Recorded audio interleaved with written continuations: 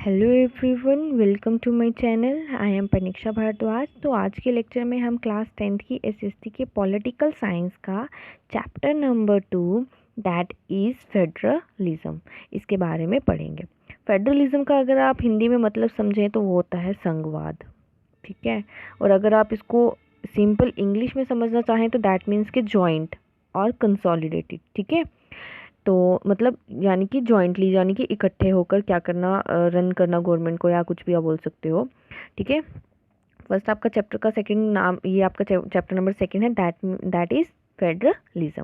आगे देखिए क्या है इस चैप्टर के अंदर। ये एक ओवरव्यू दिया हुआ है तो इसको हम रहने देते हैं बिकॉज हमने पूरा चैप्टर तो पढ़ना ही है, ठीक है। इसमें यही बताया हुआ है कि पहले जो आपने पढ़ा था जिसमें पावर शेयरिंग थी, बहुत ज़्यादा ज़रूरी होती है हर एक रीजन को चलाने के लिए, क्योंकि आपका जो एक, अगर आप पीएम की बात करें, ठीक है, जो आपके प्राइम मिनिस्टर हैं मिस्टर नरेंद्र मोदी, तो अब वो दिल्ली में बैठे हुए हैं तो वो दिल्ली में बैठ के पूरी कंट्री को रन नहीं कर सकते। दैट्स वाई उन्होंने क्या किया हुआ है, पावर्स को डिस्ट्रीब्यूट किया हुआ है स्टेट लेवल में, आपके सेंट्रल लेवल में, लोकल लेवल में पावर को डिस्ट्रीब्यूट किया हुआ है ताकि हर जगह पे जो है वो लोग अपना अपना काम ईजिली कर सकें, ठीक है। दैट्स वाई जो है वो बताया हुआ है। तो इतना ज़्यादा मैं इसके बारे में नहीं बताऊंगी क्योंकि हमने चैप्टर के बारे में पूरा पढ़ना है।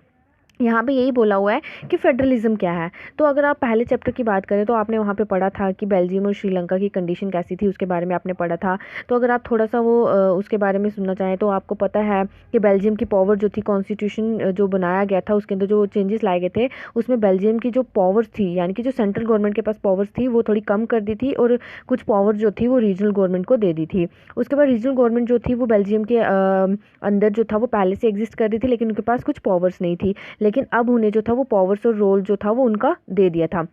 ये जो सारी पावर्स थी ना, ये गवर्नमेंट ने उनको दी थी और ये गवर्नमेंट जो थी could be withdrawn by the central government. यही बोला हुआ है कि वो पावर्स उनके पास नहीं, मतलब रीजनल पावर्स पहले भी एग्जिस्ट कर रही थी बट उनके पास किसी भी तरह की पावर्स नहीं थी। उनको जो था वो क्या करना पड़ता था, हर एक चीज़ के लिए जो था वो आंसरेबल होना पड़ता था, यानी कि वो चीज़ उन्होंने क्यों की, कैसे की, उनको जो था वो सेंट्रल गवर्नमेंट को जवाब देना पड़ता था। लेकिन ये जो चेंज, बदलाव लाए गए जब सेंट्रल गवर्नमेंट ने क्या किया, रीजनल पावर्स को भी कुछ पावर्स दे दी, तो ये बदलाव जो था वो 1993 में लाया गया था, जहाँ पे रीजनल गवर्नमेंट जो थी उसको कुछ कॉन्स्टिट्यूशनल पावर्स देगी और अब जो थी वो रीजनल गवर्नमेंट जो थी ना वो सेंट्रल गवर्नमेंट के ऊपर डिपेंडेंट नहीं थी। अब बेल्जियम जो था वो एक यूनिटरी गवर्नमेंट से एक फेडरल फॉर्म ऑफ गवर्नमेंट बन चुकी थी। यूनिटरी यानी कि जो किसी के ऊपर डिपेंडेंट होती है, ठीक है। तो वो पहले किसके ऊपर डिपेंडेंट थी, सेंट्रल गवर्नमेंट के ऊपर। बट अब ऐसा था कि बेल्जियम के अंदर भी एक फेडरल फॉर्म ऑफ गवर्नमेंट बन चुकी थी। Federal form of government that means कि एक से ज़्यादा क्या होना, वन और मोर टाइप ऑफ, या फिर आप बोल सकते हो टू और मोर टाइप ऑफ गवर्नमेंट, जहाँ पे दो या दो से ज़्यादा तरह की गवर्नमेंट जो है वो चलाई जाती है। सॉरी, आगे देखिए क्या है। आगे ये बता रहा है कि श्रीलंका जो था, अगर आप श्रीलंका की भी बात करें तो Sri Lanka continues to be for all practical purposes a unitary system where the national government has all the powers. तो श्रीलंका में भी कुछ ऐसा ही था कि वो भी एक यूनिटरी सिस्टम था वहाँ पे भी, और जहाँ पे क्या था, सारी की सारी पावर जो थी वो नेशनल गवर्नमेंट के पास थी। तमिल लीडर्स वांट, जो तमिल के जो लीडर्स थे वो चाहते थे कि श्रीलंका भी एक फेडरल सिस्टम जो है वो बने। फेडरलिज्म एक ऐसा सिस्टम होता है जिसमें गवर्नमेंट जो होती है ना, गवर्नमेंट के पास जितनी भी पावर होती है वो डिवाइड होती हैं central authority and various constituted units of the country, और उसके जो डिफरेंट यूनिट्स होते हैं उनके बीच में पावर जो है वो डिवाइड होती है। जैसे कि आप बोल सकते हो सेंट्रल गवर्नमेंट, ठीक है, state government, local government. Local government में आपकी म्यूनसिपैलिटीज़ आ जाती हैं और आपकी पंचायत आ जाती है, ठीक है। 73rd अमेंडमेंट और 74th अमेंडमेंट की अगर आप बात करें तो, ठीक है।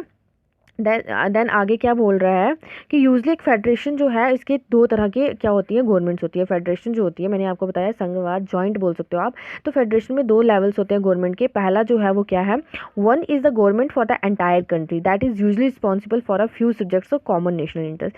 पहला जो इसका क्या है लेवल जो है गवर्नमेंट का, वो ये है कि जो गवर्नमेंट है ना वो पूरी कंट्री के लिए रिस्पॉन्सिबल होती है नेशनल इंटरेस्ट के लिए, यानी कि दैट मीन्स कि एक बंदे का इंटरेस्ट नहीं देखा जाएगा, इंटरेस्ट जो है वो पूरी कंट्री के लिए देखा जाएगा। और जो दूसरी तरह की गवर्नमेंट जो होती है, आप बोल सकते हो दूसरे लेवल पर जो गवर्नमेंट होती है वो होती है प्रोविंसेस और states that look after much of the day to day administrating of the state.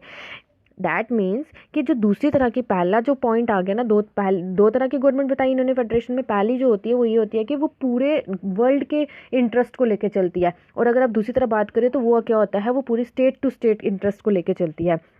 Then ये जो दोनों लेवल है ना गवर्नमेंट को, ये अपनी पावर्स को इंडिपेंडेंटली एंजॉय करते हैं। दोनों एक दूसरे की पावर्स को क्या कर रहे हैं, इंडिपेंडेंटली एंजॉय कर रहे हैं।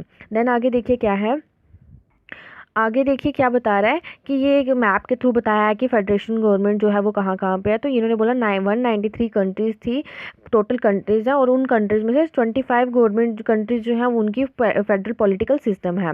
ठीक है, ये बताया हुआ है इसमें। तो यहाँ पे ये ऑस्ट्रेलिया हो गया, ब्राज़ील हो गया, कनाडा हो गया, यूनाइटेड स्टेट ऑफ अमेरिका हो गया, रशिया हो गया। ठीक है, उसके बाद आपका इंडिया हो गया। कॉन्स्टिट्यूशन में इंडिया के बारे में नहीं बताया कि इंडिया एक फेडरल कंट्री है या एक फेडरल पॉलिटिकल सिस्टम है, यहाँ पे ऐसा कुछ भी एक्सप्लेन नहीं किया हुआ है। लेकिन यहाँ की गवर्नमेंट के अगर आप लेवल्स देखो तो आपको पता चल जाएगा। ठीक है, इस सेंस में फेडरेशन जो है वो क्या करती है, कंट्रास्ट करती है यूनिटरी गवर्नमेंट से, क्योंकि यूनिटरी गवर्नमेंट में एक ही तरह की गवर्नमेंट जो होती है वो होती है, लेकिन फेडरेशन की अगर आप बात करो तो दो या दो से ज़्यादा आपको क्या देखने को मिलेंगी, गवर्नमेंट देखने को मिलेंगी। यूनिटरी सिस्टम के अंदर यही चीज़ इन्होंने बोला कि एक लेवल के गवर्नमेंट का एक लेवल होता है, या फिर उसके उस गवर्नमेंट के आगे सब यूनिट्स होते हैं जो कि क्या करते हैं, सेंट्रल पावर्स को क्या करते हैं, मतलब चलाते हैं। लेकिन अगर अब सेंट्रल गवर्नमेंट जो है वो क्या करेगी, central government can pass on orders to the provincial the local government. तो जो सेंट्रल गवर्नमेंट है वही अपने ऑर्डर्स को क्या करेगी, प्रोविंसेस या स्टेट्स में क्या करेगी, भेजेगी, और उनको प्रोविंसेस या स्टेट्स को या फिर लोकल गवर्नमेंट को उनको फॉलो करना पड़ेगा। लेकिन फेडरल सिस्टम के अंदर क्या है, गवर्नमेंट जो है वो अपने ऑर्डर्स को स्टेट गवर्नमेंट के ऊपर नहीं थोप सकती है। दैट मीन्स कि मतलब कुछ ऐसी कंडीशंस होती है जहाँ पे सेंट्रल गवर्नमेंट को, स्टेट गवर्नमेंट को और सेंट्रल गवर्नमेंट को आपसी सहमति चाहिए होती है। लेकिन कुछ ऐसे डिसीजंस भी होते हैं या कुछ ऐसी चीज़ें भी हैं जहाँ पे स्टेट गवर्नमेंट को सेंट्रल गवर्नमेंट की परमिशन नहीं लेनी पड़ती है। तो स्टेट गवर्नमेंट के पास अपनी पावर्स होती हैं। ठीक है, वो अपनी पावर्स का यूज़ करके अपनी स्टेट के लिए कुछ भी कर सकती है, और उस चीज़ को करने के लिए वो आंसरेबल नहीं रहती है सेंट्रल गवर्नमेंट को।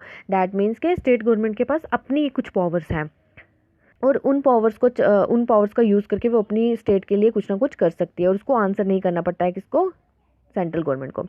ये जो दोनों गवर्नमेंट्स है ना, इनको are separately answerable to the people. और ये दोनों गवर्नमेंट जो है वो एक दूसरे के लिए आंसर नहीं करेंगी, बल्कि ये अपने पीपल्स को आंसरेबल करना पड़ता है इनको। ठीक है, तो कुछ फेडरलिज्म के कुछ की फीचर्स हैं, देखिए क्या है। देयर आर 2 और more levels are tiers of government, कि 2 या 2 से ज़्यादा जो है वो लेवल होते हैं किसके, गवर्नमेंट के। जैसे मैंने आपको बताया, जैसे सेंट्रल गवर्नमेंट हो गया, स्टेट गवर्नमेंट हो गया, लोकल गवर्नमेंट हो गया। ठीक है, तो यही चीज़ जो है वो यहाँ पे बोली गई है। आगे बोल रहा है कि डिफरेंट टेयर्स जो हैं गवर्नमेंट के govern the same citizen, but each tier has its own jurisdiction in specific matters of legislation, taxation and administration. ये बोला गया है कि हर जो गवर्नमेंट, ये जो डिफरेंट डिफरेंट टेयर्स है ना गवर्नमेंट के, ये सेम सिटीजन्स को गवर्न करते हैं। अब ऐसा नहीं है कि जैसे मैंने आपको अभी बोला ना, जो सेंट्रल गवर्नमेंट का जो भी मतलब रहेगा, रोल रहेगा, वो पूरे वर्ल्ड के लिए रहता है, लेकिन स्टेट के लिए जो स्टेट अपने काम करती है, स्टेट जो वो अपने लोगों के लिए काम करती है। बात तो एक ही हुई ना, अपने सिटीजन्स के लिए काम कर रही है। ज्यूरिडिक्शन का मतलब हो गया लीगल पर्पस के लिए। ठीक है, लीगल पर्पस के लिए, या किसी भी मैटर को, जैसे टैक्सेशन है, एडमिनिस्ट्रेशन है, लेजिस्लेशन है, इस चीज़ को करने के लिए इनका अपना एक रूल रहता है, एक लीगल अथॉरिटी रहती है, जिसमें ये दोनों जो है वो इंटरफेयर नहीं करती हैं। थर्ड पॉइंट में इसी चीज़ को एक्सप्लेन किया है कि जो ज्यूरिडिक्शन है डिफरेंट टायर्स की या डिफरेंट लेवल्स ऑफ गवर्नमेंट की, वो कॉन्स्टिट्यूशन के अंदर जो है वो स्पेसिफाइड की हुई है। दैट मीन्स के स्टेट गवर्नमेंट का क्या रोल रहेगा, उसके बाद सेंट्रल गवर्नमेंट का क्या रोल रहेगा, लोकल गवर्नमेंट का क्या रोल रहेगा, ये इस कॉन्स्टिट्यूशन के अंदर मेंशन किया हुआ है। ठीक है, नेक्स्ट जो है वो ये बताया हुआ कि जो फंडामेंटल प्रोविजन है कॉन्स्टिट्यूशन का, वो यूनिलेटरल नहीं है। उसको एक गवर्नमेंट जो है या एक लेवल की गवर्नमेंट जो वो चेंज नहीं कर सकती। यानी कि कोई भी डिसीजन लिया हुआ है तो ऐसा नहीं है कि स्टेट बोलेगी मैंने ये चेंज करना है तो वो चेंज कर सकती है, ऐसा बिल्कुल नहीं है। उस चीज़ को चेंज करने के लिए तीनों टायर की या दोनों टायर की लेवल ऑफ गवर्नमेंट को क्या करना पड़ता है, रजामंदी देनी पड़ती है। किसी भी चीज़ को कंसेंट को करने के लिए या उसके अंदर चेंज लाने के लिए दोनों लेवल्स ऑफ गवर्नमेंट को क्या करना पड़ता है, अपना कंसेंट देना पड़ता है।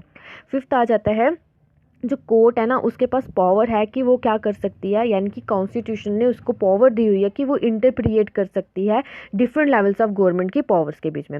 दैट मीन्स कि अगर कोई डिस्प्यूट हो जाता है, यानी कि कोई लड़ाई झगड़ा हो जाता है या कुछ ऐसे चीज़ें हैं जो नहीं सॉर्ट आउट हो रही हैं, तो कोर्ट जो है वो उसके बीच में दखल अंदाजी कर सकती है। यानी कि सेंट्रल गवर्नमेंट के मसलों के बीच में भी और स्टेट गवर्नमेंट के मसलों के बीच में भी कोर्ट जो है वो इंटरप्रिएट कर सकती है, बिकॉज उसको कॉन्स्टिट्यूशन ने ये राइट दिया हुआ है। जैसे क्रिकेट मैच है तो कई बार ऐसा होता है कि मतलब वो गेम खेल रहे हैं तो वो होता है ना पैड, मतलब जो भी उन्होंने पाँव में वो लगाए होते हैं, ठीक है, उस पर बॉल नहीं लगती है, वो दिखता नहीं है क्लियरली, तो वो आपस में बोलते हैं कि जैसे एक टीम वाले बोलेंगे नहीं हुआ है, जैसे जो खेल रही है, जो जिनकी बैटिंग चल रही है वो बोलेंगे नहीं बॉल नहीं लगा है, तो जिनकी बॉलिंग चल रही है वो बोलेंगे लगा है। तो इस चीज़ को क्लियर करने के लिए किसका यूज़ होता है, एम्पायर का। एम्पायर जो है वो थर्ड क्या करता है, अपना डिसीजन देता है। उसी तरह से अगर एक आपकी स्टेट गवर्नमेंट और आपकी सेंट्रल गवर्नमेंट में कोई डिस्प्यूट चल रहा है तो वो सॉर्ट आउट नहीं हो रहा, उसको सॉर्ट आउट करने के लिए कोर्ट जो है वो अपनी पावर्स का यूज़ कर सकती है।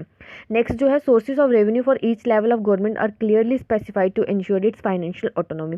फाइनेंशियल ऑटोनॉमी को बनाने के लिए, इंश्योर करने के लिए कॉन्स्टिट्यूशन जो है उसने क्या किया हुआ है, क्लियरली स्पेसिफाइड किया हुआ है कि स्टेट गवर्नमेंट के लिए क्या क्या फंड आएंगे, वो कैसे पैसों का यूज़ कर सकती है, सेंट्रल गवर्नमेंट जो है वो कैसे पैसों का यूज़ कर सकती है, ये सारी चीज़ें जो है वो उसके अंदर बताई हुई हैं। आगे क्या बोला हुआ है कि जो फेडरल सिस्टम है, द फेडरल सिस्टम दस हैज़ द ड्यूल ऑब्जेक्टिव। जो फेडरल सिस्टम है इसके दो ऑब्जेक्टिव्स हैं। पहला क्या है, safe guard and promote unity of the country. That means कि कंट्री को प्रमोट करना, कंट्री की यूनिटी को आगे बढ़ाना और उसकी सुरक्षा करना, ये किसका मोटिव है, फेडरल सिस्टम का। और उसी समय में जैसे आपको देखो कंट्री के अंदर डिफरेंट डिफरेंट रिलीजन के लोग मिलेंगे, डिफरेंट डिफरेंट कम्युनिटी के लोग मिलेंगे, डिफरेंट डिफरेंट भाषा बोलने वाले लोग मिलेंगे, तो उन सब को इकट्ठे बना के रखना ये काम किसका है, फेडरल सिस्टम का है। Therefore two aspects are crucial for the institution and practice of federalism. दो जो पॉइंट यहाँ बोले गए हैं वो मतलब फेडरलिज्म के इंस्टीट्यूशन को और उसको प्रैक्टिसाइज करने के लिए थोड़े से क्रूशियल हैं। गवर्नमेंट जो है डिफरेंट लेवल्स पे वो क्या करेगी, कुछ रूल्स को यानी कि एग्री करेगी अपनी पावर शेयरिंग के लिए, यानी कि सेंट्रल गवर्नमेंट ना ही स्टेट गवर्नमेंट के ऊपर अपनी जो है वो चीज़ को थोपेगी और ना ही स्टेट गवर्नमेंट जो है वो सेंट्रल गवर्नमेंट के ऊपर अपनी चीज़ों को थोपेगी। आइडियल फेडरल सिस्टम के दो एस्पेक्ट होते हैं, एक होता है म्यूचुअल ट्रस्ट और दूसरा होता है agreement to live together. That means कि आपसी क्या होनी चाहिए, विश्वास होना चाहिए एक दूसरे के ऊपर, और दूसरा जो है वो ऐसा एग्रीमेंट साइन करे जिसमें वो पीसफुली क्या करें, इकट्ठे रहें। उसके बाद जो है ना, exact balance of power between the central and the state government varies from one federation to another. ये बोला हुआ है कि जो बैलेंस है, बैलेंस का जो पावर का जो बैलेंस है वो एग्जैक्ट होना चाहिए सेंट्रल स्टेट गवर्नमेंट के बीच में, और ये वेरी करता है एक फेडरेशन से दूसरी फेडरेशन में। ये जो बैलेंस है ये डिपेंड करता है historical context in which the federation was form. जब फेडरेशन बनाई गई थी यही बैलेंस जो है ये तब से क्या कर रहा है, डिपेंड करता है, मतलब हिस्टोरिकल कंटेक्स्ट के ऊपर। दो तरह के रूट जो है वो आपको फेडरेशन के अंदर देखने को मिलेंगे और उस समय पे फॉर्म किए गए थे। पहला रूट जो है वो इन्वॉल्व करता है independent states coming together on their own to form a bigger unit. That means कि अगर आप यहाँ बात करें coming together federations, that means क्या होगा, जो अपनी मर्जी से आकर क्या करेंगे, इकट्ठे होकर क्या करेंगे, फेडरेशन बनाएंगे। जैसे कि आपकी यूएसए होगी, स्विट्जरलैंड होगी, ऑस्ट्रेलिया होगी। ऐसा नहीं है कि ये तीनों मिलके आपस में बना रहे हैं, यानी कि यूएसए के अंदर बहुत सारी स्टेट्स आपस में मिली और उन्होंने फेडरेशन बना ली। स्विट्ज़रलैंड जो है यहाँ पे आपकी बहुत सारी स्टेट्स आपस में मिली और उन्होंने फेडरेशन बना ली। इस तरह की जो ये जो फेडरेशन की ये जो कैटेगरी है ना, आप बोल सकते हो ये जो फर्स्ट कैटेगरी है फेडरेशन की, इसमें क्या है, all the constituent states usually have equal power and are strong vis the federal government. यहाँ पे क्या है, स्टेट्स जो है ना ये पावरफुल होती हैं। दैट मीन्स कि स्टेट के पास ज़्यादा पावर होगी, ठीक है, as compare to central government. Second आ जाता है जो सेकंड रूट है जहाँ पे कंट्री जो है वो डिसाइड करती है कि पावर किसके बीच में डिवाइड होनी चाहिए, यानी कि कॉन्स्टिट्यूटेड स्टेट्स के बीच में या नेशनल गवर्नमेंट में। तो इंडिया, स्पेन और बेल्जियम की अगर आप बात करें तो ये क्या है, holding together federations. Holding together federations का मतलब ये है कि यहाँ पे पावर किसके पास ज़्यादा होती है, तो यहाँ पे पावर जो है वो सेंट्रल गवर्नमेंट के पास ज़्यादा होती है, ठीक है, as compare to state government. अगर आप स्टेट गवर्नमेंट की बात करें तो सेंट्रल गवर्नमेंट के पास पावर जो है वो क्या होती है, ज़्यादा होती है। यहाँ तक आई थिंक आपको क्लियर हुआ होगा। फेडरेशन के दो रूट्स फॉर्म किए गए थे, पहला आ जाता है कमिंग टुगेदर फेडरेशन, दूसरा आता है holding together federation. Coming together federation जो है यहाँ पे स्टेट के पास ज़्यादा पावर होती है एज़ कम्पेयर टू, कौन सी आ जाती है, as compare to central government. और होल्डिंग टुगेदर फेडरेशन में क्या होता है, सेंट्रल गवर्नमेंट के पास ज़्यादा पावर होती है as compare to state government. आगे देखिए क्या बोला है, what makes India federal country. India को फेडरल कंट्री कैसे बनाया गया है, या कौन सी चीज़ें जो है वो इंडिया को फेडरल कंट्री बनाती हैं। जैसे कि हमने पहले ही पढ़ा, कंट्री जैसे बेल्जियम और श्रीलंका छोटी कंट्री थी, इनको बहुत सारी प्रॉब्लम जो थी वो मैनेज करनी पड़ी बिकॉज ऑफ डाइवर्सिटी। वहाँ पे डाइवर्सिटी बहुत ज़्यादा देखने को मिल रही थी, तो वहाँ वो एक छोटी कंट्री है, वहाँ पे इतनी ज़्यादा प्रॉब्लम आ रही थी, वहाँ पे डाइवर्सिटी को मैनेज करने में बहुत सारा प्रॉब्लम आ रही थी। तो अगर इंडिया जैसी बहुत बड़ी कंट्री की बात करें तो यहाँ पे तो बहुत सारी तरह की भाषाएँ बोली जाती हैं, रिलीजन जो है यहाँ पे डिफरेंट रीजन जो है वो देखने को मिलते हैं। तो इसके बारे में क्या हम बात करेंगे, इसको हम कैसे एक फेडरल कंट्री बना सकते हैं। तो what are the power sharing arrangements in our country, हमारी कंट्री के अंदर पावर की जो शेयरिंग की गई है वो कैसी, उसकी अरेंजमेंट जो है वो कैसी किस तरह से की गई है या क्या है, वो उसके बारे में हमने देखना है। तो let us begin with the constitution, हम कॉन्स्टिट्यूशन यानी कि संविधान से शुरुआत करते हैं। इंडिया जब as a independent nation emerge हुआ यानी कि इंडिपेंडेंट होकर आया तो इसको बहुत सारी चीज़ें जो थी वो फेस करनी पड़ी, जैसे पेनफुल और ब्लडी पार्टीशन, बहुत ज़्यादा खून खराबा हुआ, पार्टीशन हुई, ठीक है, फिर इसको आज़ादी मिली किससे, ब्रिटिशर से। तो जैसे ही इंडिया इंडिपेंडेंट हुआ, ठीक है, इसको आज़ादी मिली, तो बहुत सारी प्रिंसली स्टेट जो थी वो कंट्री का पार्ट बन चुकी थी। जो कॉन्स्टिट्यूशन जो था उसने डिक्लेयर कर दिया था इंडिया को as a union of state, although it did not use the word federation. That means कि यूनियन ऑफ स्टेट्स क्यों बोला गया, यहाँ पे भी सेंट्रल और स्टेट गवर्नमेंट बन चुकी थी, लेकिन यहाँ पे इंडियन कॉन्स्टिट्यूशन के अंदर वर्ड जो फेडरेशन है इसका मेंशन कहीं भी नहीं हुआ है। जो इंडियन यूनियन है वो फेडरलिज्म के प्रिंसिपल्स के ऊपर बेस करती है। दैट मीन्स कि जो फेडरेशन के अंदर जितनी भी चीज़ें बताई गई हैं या जितनी भी बातें बोली गई हैं कॉन्स्टिट्यूशन के अंदर, फेडरेशन को लेकर जितनी भी चीज़ें लिखी गई हैं, वही सारी चीज़ें जो हैं वो इंडियन यूनियन को क्या करती हैं, रिप्रेजेंट करती हैं। दैट मीन्स कि हम ये बोल सकते हैं कि इंडिया के अंदर भी फेडरेशन या federal political system type of government देखने को मिलती है।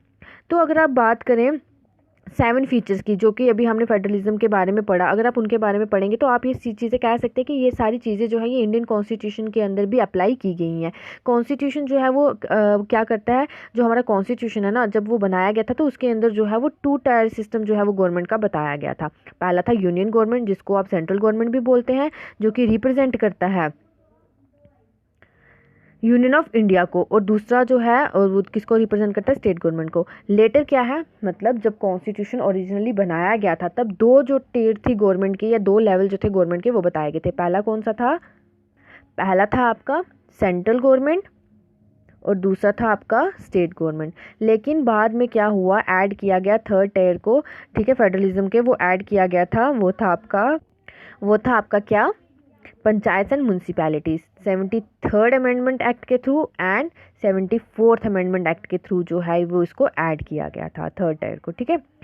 तो आगे क्या बोला हुआ है, किसी भी फेडरेशन के अंदर जो है ये जो डिफरेंट टेयर्स हैं ये अपनी डिफरेंट ज्यूरिडिक्शन को क्या कर रहे हैं, एंजॉय कर रहे हैं, यानी कि स्टेट के पास अपनी पावर है, सेंट्रल के पास अपनी पावर है और लोकल गवर्नमेंट के पास अपनी पावर है। कॉन्स्टिट्यूशन जो है उसने 3 फोल्ड डिस्ट्रीब्यूशन जो है लेजिस्लेटिव पावर का, यानी कि यूनियन और स्टेट गवर्नमेंट के बीच में पावर्स को डिस्ट्रीब्यूट कर दिया गया है। 10 ये 3 तरह की लिस्ट आपको देखने को मिलेगी। पहली आती है यूनियन लिस्ट, जिसको आप सेंट्रल लिस्ट भी बोल सकते हैं।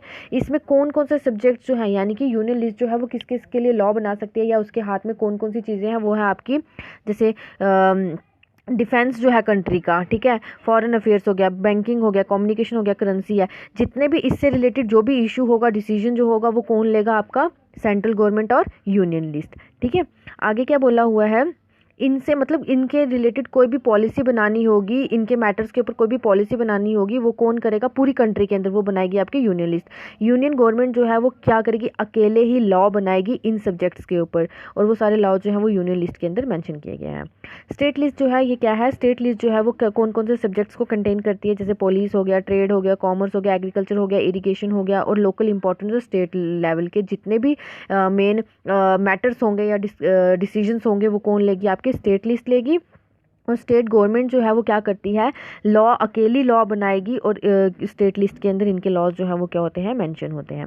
आगे क्या बोला हुआ है, देखिए कंकरेंट लिस्ट। कंकरेंट लिस्ट जो है इसमें क्या होता है, यूनियन गवर्नमेंट के इंटरेस्ट को भी देखा जाएगा और स्टेट गवर्नमेंट के इंटरेस्ट को भी देखा जाएगा। जैसे आपकी एजुकेशन होगी, यानी कि एजुकेशन के लिए आपकी यूनियन गवर्नमेंट भी स्टेप ले सकती है, डिसीजन ले सकती है, और आपकी स्टेट गवर्नमेंट भी ले सकती है। फॉरेस्ट हो गया, ट्रेड यूनियंस हो गए, मैरिजेस हो गए, अडॉप्शंस हो गई, सक्सेशन होगी, इन सब के लिए कौन जो है वो डिसीजन ले सकता है, state as well as central government, और you can say that union और state government. Both the union as well as the state government can make laws, यही चीज़ मैंने आपको अभी बताई, और वो जो है वो यहाँ पे बताया हुआ है। आगे क्या बोला हुआ है कि कुछ सब्जेक्ट्स जो हैं वो क्या है, जैसे what about subject that do not fall in any other of 3, ऐसे सब्जेक्ट्स जो इन तीनों कैटेगरीज में फॉल नहीं करते हैं, तो उनको कौन, जैसे अभी देखिए उस समय पे जब लॉ कॉन्स्टिट्यूशन बनाया गया था तब वो सारी चीज़ें मेंशन की गई थी, लेकिन अगर हम अभी की बात करें बहुत सारी नई चीज़ें जो है वो ऐड हुई हैं। जैसे आप बात करें कंप्यूटर सॉफ्टवेयर की, ठीक है, टेक्नोलॉजी की अगर आप बात करें, आर्मरी की बात करें, बहुत सारी चीज़ें ऐसी हैं जो वो अभी जो है वो सामने देखने को मिल रही है, तो उसका जो जो मेंशन है वो कौन सी लिस्ट में है, तो उसका मेंशन जो है वो रेजिडुअरी सब्जेक्ट्स में है, यानी कि वो सारी चीज़ें जो कि पहले मेंशन नहीं की गई थी वो सारी चीज़ें अब कौन सी लिस्ट में आती है, तो वो सारी लिस्ट आपकी कौन सी गवर्नमेंट के पास आती है, यूनियन गवर्नमेंट के पास आती है। दैट मीन्स कि यूनियन गवर्नमेंट जो है वो उनसे रिलेटेड क्या करेगी, लॉज बना सकती है या उनसे रिलेटेड कोई भी डिसीजन ले सकती है। आगे क्या बोला हुआ है देखिए, यहाँ पे आगे कुछ बोला हुआ है कि सारी फेडरेशन जो भी बनाई गई हैं, यानी कि होल्डिंग टुगेदर फेडरेशन को देखकर बनाई गई हैं, वो सारी इक्वल पावर्स को शेयर नहीं करती हैं। ठीक है, जैसे मैंने आपको बताया कि इंडिया जो है वो होल्डिंग टुगेदर फेडरेशन में आता है, जहाँ पे पावर जो है वो सेंट्रल गवर्नमेंट के पास है, लेकिन सभी जो स्टेट्स हैं ना इंडियन यूनियन की, वो सभी पावर्स को एक जैसी, मतलब इंडिया के अंदर जितनी भी स्टेट्स हैं वो सारी एक जैसी नहीं है। ये अगर आप बात करें 370 जो आपका अबॉर्गेशन हुआ था ना आर्टिकल 370 का और आर्टिकल 35A, ठीक है, इसका जब अबॉर्गेशन किया गया था तो क्या बोला हुआ है कि इससे, मतलब अभी यहाँ पे जो आपका लिखा हुआ है ना इसके बारे में नहीं बताया, क्योंकि बुक में ये बुक जो है वो पुरानी है, आफ्टर मतलब अभी न्यूली नहीं पब्लिश्ड हुई है, तभी यहाँ पे इसके बारे में एक्सप्लेन किया हुआ है कि जो इंडिया की स्टेट है आपकी J&K, पहले यहाँ पे बोला हुआ है कुछ स्टेट जो है वो स्पेशल स्टेटस भी इंजॉय करती हैं इंडिया के कॉन्स्टिट्यूशन के अंदर। जैसे अगर आप नागालैंड और असम की बात करें तो इनके जो कॉन्स्टिट्यूशनल प्रोविजंस हैं वो उनके फेवर में है। सिमिलरली अगर आप कुछ ऐसी स्टेट की बात करें, जैसे आप J&K की बात करें, ठीक है, मैं अभी आपको दिखा देती हूँ, यहाँ पे अगर लिखा होगा तो यहाँ पे लिखा हुआ था, यहाँ देखिए कुछ ऐसी स्टेट्स हैं यहाँ पे जहाँ पे J&K जैसे हो गया, ठीक है, यहाँ पे J&K की अगर आप स्टेट की बात करें तो J&K स्टेट में क्या है, यहाँ इस J&K स्टेट का अपना एक कॉन्स्टिट्यूशन था, यहाँ की अपनी जो थी वो बहुत सारी इसमें मतलब राइट्स दिए गए थे कि बाहर का कोई भी इंसान यहाँ आके प्रॉपर्टी नहीं खरीद सकता है, ठीक है, यहाँ पे कोई भी आके अपना मतलब घर वगैरह नहीं बना सकता, ये सारी चीज़ें जो है वो इसमें बताई गई हुई हैं। तो यही चीज़ बोला हुआ है कि ज़रूरी नहीं है कि जो होल्डिंग टुगेदर फेडरेशंस थी वो सारी चीज़ें सारी एक ही पावर्स को एंजॉय कर रही है। कुछ इंडिया के अंदर ऐसी स्टेट्स भी हैं जो क्या कर रही थी, अपनी अलग से पावर्स को यूज़ कर रही थी, जैसे J&K की मैंने बात बताई। तो वही चीज़ यहाँ पे बोला हुआ है कि अब वो चीज़ वैसे अब तो वो नहीं है, क्योंकि उस समय पे J&K जो था वो अपनी जो J&K की स्टेट थी वो अपने लिए अलग से डिसीजन ले सकती थी, लेकिन अब ऐसा कुछ नहीं है। अब J&K जो है वो भी एक क्या बन चुकी है, यूनियन टेरिटरी बन चुकी है, जिसका डिसीजन जो है वो कौन लेता है, आपका सेंट्रल गवर्नमेंट। जो यहाँ पे यही बोला हुआ है कि जो पावर की शेयरिंग हो रही है यूनियन गवर्नमेंट और स्टेट गवर्नमेंट के बीच में, वो सारा उसका जितना भी पावर की शेयरिंग का जितना भी जो स्ट्रक्चर है ना वो इंडियन कॉन्स्टिट्यूशन के बीच में लिखा हुआ है। तो ये बहुत ज़्यादा इतना ज़्यादा ईजी नहीं है कि उन पावर शेयरिंग अरेंजमेंट को हम चेंज कर सके। पार्लियामेंट जो है वो अपनी मर्ज़ी से उन अरेंजमेंट्स को, उन पावर्स को चेंज नहीं कर सकती है। किसी भी चीज़ को चेंज करने के लिए पहले क्या होता है, एक बिल को पास करना पड़ता है दोनों हाउसेस ऑफ पार्लियामेंट, यानी कि लोकसभा और राज्यसभा में क्या करना पड़ता है, उस बिल को पास करना पड़ता है। जब उसको 2/3 मेजॉरिटी से अप्रूवल मिलता है तभी वो बिल जाके पास होता है, अदरवाइज वो क्या हो जाता है, होल्ड पे रख दिया जाता है। जुडिशरी जो है वो एक इम्पॉर्टेंट रोल प्ले करती है कॉन्स्टिट्यूशनल प्रोविजंस और प्रोसीजर्स को इम्प्लीमेंट करने में। अगर कोई भी डिस्प्यूट हो जाता है, ठीक है, सेंट्रल गवर्नमेंट और स्टेट गवर्नमेंट की पावर्स के बीच में कोई भी डिस्प्यूट हो जाता है, तो जो हाई कोर्ट है और जो सुप्रीम कोर्ट है ये क्या करेगा, अपना डिसीजन देगा उस डिस्प्यूट को ख़त्म करने में। स्टेट और यूनियन गवर्नमेंट जो है इनके पास पावर है कि ये अपने रिसोर्सेज को लिवी कर सकते हैं, taxes in order to carry on the government and the responsible assign to each of them. That means कि कहाँ से कैसा टैक्स लेना है, किससे कितना लेना है, ये सारा चीज़ें जो है ये कॉन्स्टिट्यूशन के बीच में बताया हुआ है, और इसी चीज़ को क्या कर सकते हैं वो मतलब ले भी सकते हैं, ये इनके पास पावर है। तो स्टूडेंट्स आज के लिए हम इतना ही रखते हैं, बाकी का जो रह गया है वो हम नेक्स्ट लेक्चर में करेंगे। अगर यहाँ तक आपको कोई डाउट है या कुछ नहीं समझ आया है, किसी को कुछ पूछना है तो आप मुझे पूछ सकते हैं, ठीक है। तो आज के लिए हम इतना ही रखते हैं, कोई डाउट होगा तो कमेंट सेक्शन में ज़रूर पूछिएगा। वीडियो पसंद आया है तो आप इसको ज़्यादा से ज़्यादा शेयर करें, चैनल को सब्सक्राइब करें एंड अपने फ्रेंड्स के साथ इसको शेयर करना ना भूलें, साथ ही साथ में लाइक भी ज़रूर करें। Thank you and have a wonderful day.